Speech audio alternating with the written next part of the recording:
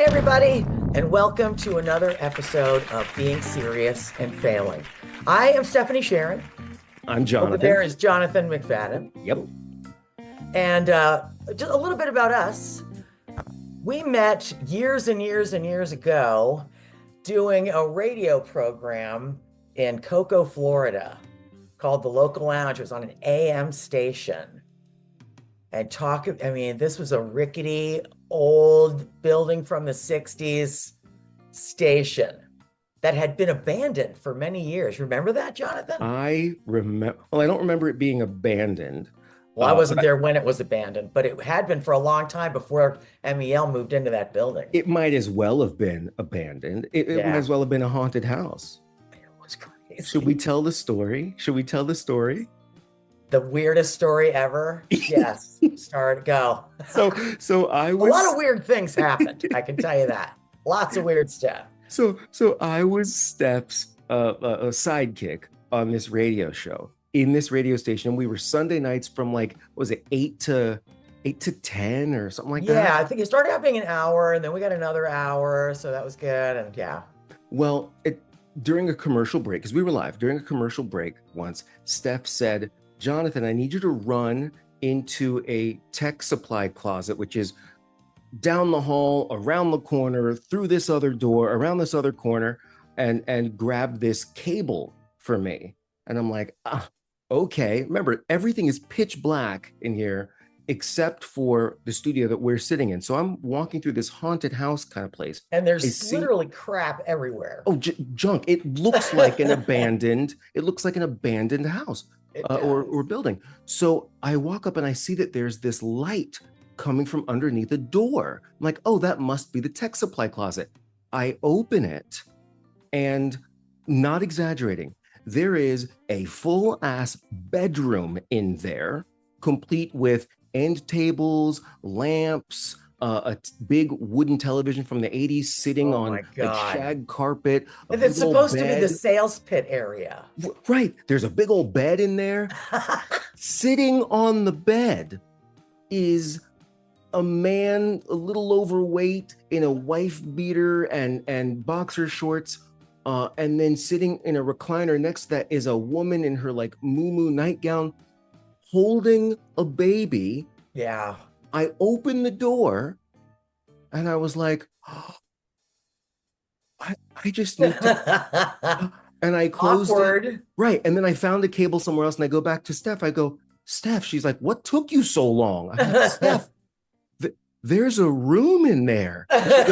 She goes, yeah, no shit. And in that room is the cable, right? I'm like, no. There's a bedroom in there. They were watching the news or something. Oh my God. Steph could not. I couldn't believe it. What? And then weeks after that is when we would be doing these rock and roll segments, and you'd hear people knock on the studio door and tell us to keep it down because we're waking up the baby. Remember the little thing on wheels you could put your baby in, your baby could scoot around and stuff like that? I come in and that's what's in the studio. And she's like, you guys are going to have to keep it down so the baby can sleep. I said, I have rock and roll coming here. It is not going to be quiet. It was so weird. Like, this was not a residential building or area. No. I guess the owner of the station had a friend that needed a place to stay with his wife and their grandbaby. Yeah. Oh, now we're making it sound kind of bad, but really that was the coolest show, probably one of the coolest shows I did in my radio career, because what we got to do was bring our own music. So we would actually go out into the community and curate local bands and get their music. And this was back in the day of MySpace. And you could steal some music on MySpace with no problem. Some other people did that, not me. Right. Right. I read about that too. It was so cool to be in there and just playing exactly the music that we wanted. Now, we didn't get paid anything, but what a great experience. And bands would just stop by whenever, and they would play live. And it was really, really a good time. So this has been an exciting week in the political arena and music. So there's those two things coming together. How many musicians can one politician piss off? I ask you? How many are there? How well, there's quite a few, but there is a pretty large number that are mad at Donald Trump for over the years, I'm talking here, for using their music without permission. What has happened, Isaac Hayes, the estate of Isaac Hayes, his son, has brought a lawsuit up against Donald Trump. This one was announced last week, I believe, for using Hold On, I'm Coming 133 times without permission in various ways, from social media to live events. You know? So Trump was using this and never contacted the estate, the rights holders, anybody. Just, I like No this song, permission. use the song. Correct. Wow. So there was that one. I think he was the first, well, somebody else that from my list here started a lawsuit but dropped it. So this is the first one that I think is going to move forward. Now, right on the 10th of September, Jack White of the White Stripes has announced his lawsuit is going to be moving forward. It has been submitted today, the 10th. Wow. That's pretty exciting. What so now song? 2 musicians are suing him. Do you know what song of Jack White's he took? I do. Seven Nation Army from the White Stripes. That's kind of scary. That's what the former president. Yeah, he's used some weird stuff. Okay. Celine Dion, he used My Heart Will Go On. Wasn't that about the dude dying? Is he just picking random songs? Tune. He's just picking random songs from his like Spotify. Oh yeah. Or he I don't know, he likes the title.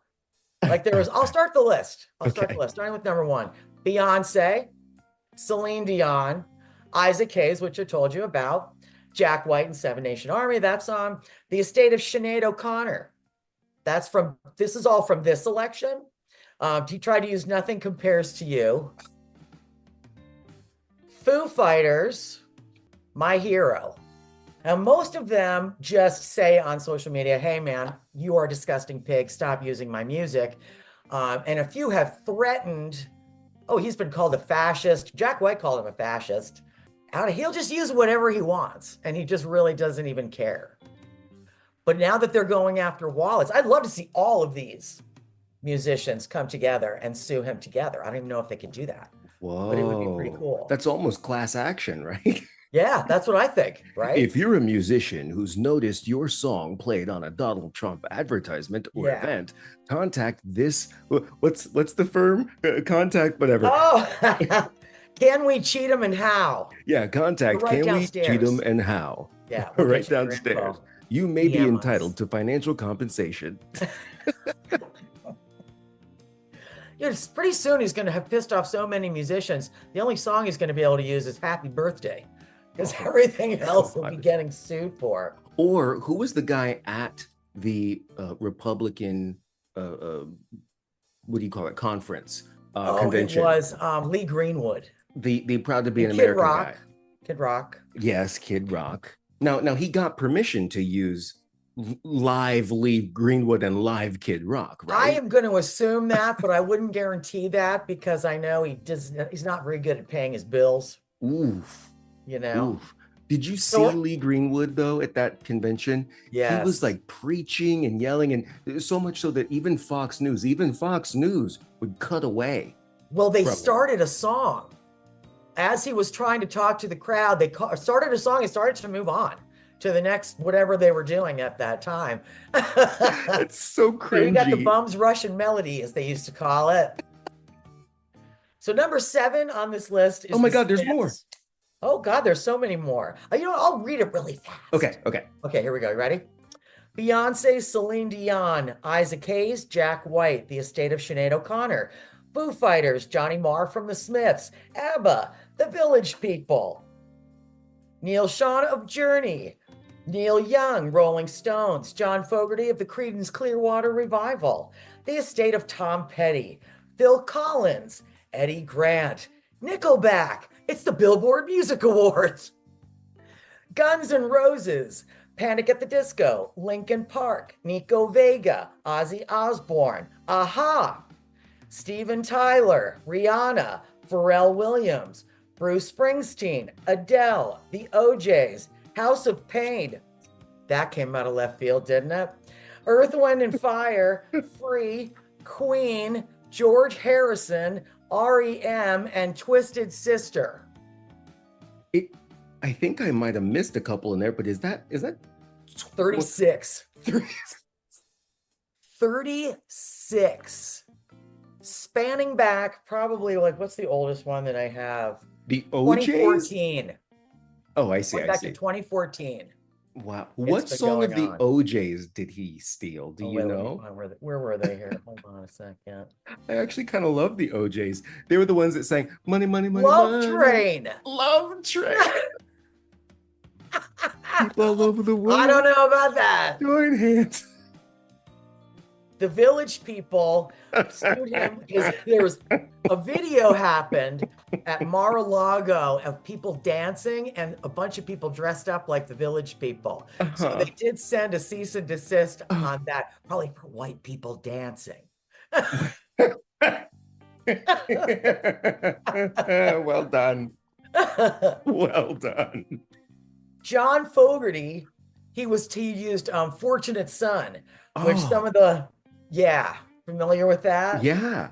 I Ain't No Millionaire Son. How dare Donald Trump use that song? I mean, are you kidding me now? If there's any song not to use, it would be that one, right? Yes. I mean, yes. And here's a quote right from him. Okay. I wrote this song because as a veteran, I was disgusted that some people were allowed to be excluded from serving our country because they had access to political and financial privilege.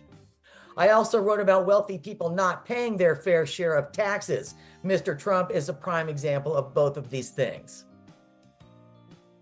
Here, I'll do the dance that he does. Ew, don't. I'll never do that again. I promise. You know what I think about when I hear this, though, right? Obviously, we are compassionate towards musicians and artists, right? Oh, yes. If Trump cares so little about these artists and these musicians that he won't even ask, forget about the money part. I mean, sure, he should pay, right? But he won't even ask if he can use it. He just does it. Right. If he does that for his music, for entrances or parties or whatever that are public, what kind of decisions is he made? What kind of decisions are being made by him behind closed doors? Yeah. Where there are no consultations, he's not asking permission. That's harrowing. That is scary. He doesn't care about other people. And that is the man with the nuclear perfect example of that. Phil Collins, he used In the Air Tonight. This would have been in 2020 when COVID was a big deal. And what? So he sent a cease and desist to Trump, and Collins slammed him for using the song as a satirical reference to COVID-19. No. In the Air Tonight. Not only is it illegal just using it with no permission, but what a crappy way to use it. You couldn't even write this kind of comedy. I'm telling you. This is a former president. Yeah. Guns N' Roses. Axl Rose has said on multiple occasions that he and the band do not condone the use of their music in Trump's campaign. He played Sweet Child of Mine when doing a visit at a meat packing plant. Oh, God. And he also refused to wear a mask per COVID-19 precautions. And he played the Guns N' Roses cover of Live and Let Die. Oh. The Paul McCartney cover. Oh, this is too much. That taste will never leave my mouth. It's so bad. That is too much. So let me see here. I got another one. REM. It's the end of the world as we know it. Oh my God. Which little does he know, it's actually, that one is working for me. If he wins the election, this song is a great choice. I bet REM was like, no, you can have that one. It's all you, babe. Man. All you. Michael Stipe had some strong, strong words. Go fuck yourself, a lot of you. You sad, attention-grabbing, power-hungry little men. Do not use our music or my voice for your moronic charade of a campaign. So how do you really feel? I know. Stop holding it in. Wow. Now, the last one that I have on this list, and probably the best one of all, is from 2014. Twisted Sister initially actually granted Trump permission to use We're Not Going to Take It. However, in 2015, Dee Snider took it back because Trump was being too extreme. Now, let's just think about this for a second. Dee Snider of Twisted Sister said Trump was too extreme in 2014. He's predicting things better than The Simpsons. I mean, well wow. But that is the best one. No, I'm sorry. You need to consider your words if Dee Snider Oh, man. gives it and then takes it back. I mean, that's Unbelievable. who was that basketball player that always was like insanely dressed? Dennis Rodman, right? Yes. It's almost like if Dennis Rodman were to say you're taking the look a bit too far. Yeah. You know, exactly. A little flashy, aren't you? Coming from Dennis Rodman. That would be weird. The more I learn about what's going on, mostly from you, but also through, other YouTube channels, the more I really hope and pray that this doesn't happen again. Oh, we cannot go back. We cannot go back. This is very serious. I mean, I make fun of everything. It's the way I've dealt with everything in my life, like forever. But there are newscasters, like if you watch, I was watching Rachel Maddow, and that woman sounds very, very worried. And she is really smart. And so when smart people get really worried, I kind of take note of that. I think it means something. You know what I mean? I do. It is getting scary. But I have some good news for Donald Trump. I found a tune that he can use as many times as he wants. Oh, for free? For free. Wow. It's all about him, so he's bound to love it. It's even got the words written down so everybody can sing along. Oh, I can't wait. Do you know who I got to sing this? Oh my God. Who? The office manager from Can We Cheatham and How? The law firm down the hall. That grumpy old bitch. Oh gosh, Steph. What is her name again? I remember. Harriet Potter. Oh gosh. Wait, she agreed to do this? Oh God. Well, not easily. Not easily. It must have been really important to her. Yeah, I got her to sing it one time and she got the hell out of here. I had to give her donuts. But it worked out fine. That woman will do anything for a circular. Oh man. Treat. So here it is, Donald. You can use it for free. It's all about you. It's his Crazier Things. Sing along, everyone. From the law offices of Can We Cheatham and How, please welcome Office Manager Harriet Potter. Harriet is not an attorney, but a paid spokesperson for Can We Cheatham and How, who works for donuts. Sweat drops on noses and diapers for shitting. Sleeping in court, right there where he's sitting. Saying that Clorox would fix COVID stings. These are a few of his crazier things. Black-colored Sharpies for hurricane doodles.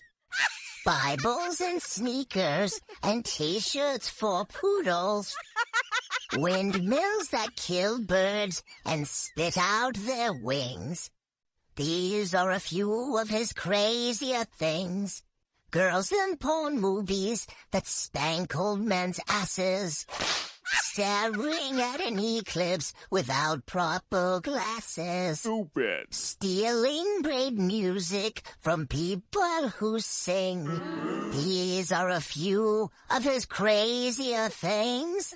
When the shark bites. When Kid Rock sings.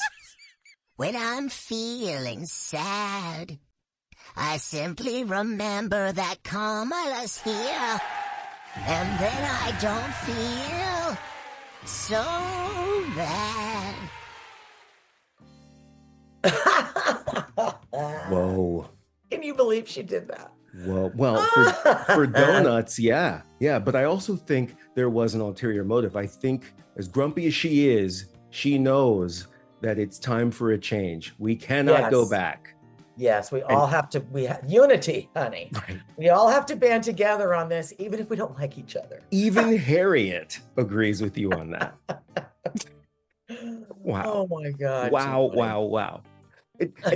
And there are more pieces and fun songs and ads and things that are, shall we call them Trump-centered, Trump-directed, Trump-inspired. Oh, yes. There we go. And you can find all of those on our YouTube channel, which is probably where you're seeing this. But make sure you're not just watching it, you're liking it, you are subscribing to see all the all of the being serious and failing antics where Steph and I are being serious and then fail at it. There you go. You got to help us get to our first 1,000 subscribers. Could you imagine having 1,000 people watch this? So you're going to click, and then you're going to tell 2 friends, and they'll click, and then they're going to tell 2 friends. It's like Amway. I'm talking to you. No, or that shampoo commercial from long ago. Oh, but maybe you don't pay attention to shampoo commercials, Jonathan. Oh, you're...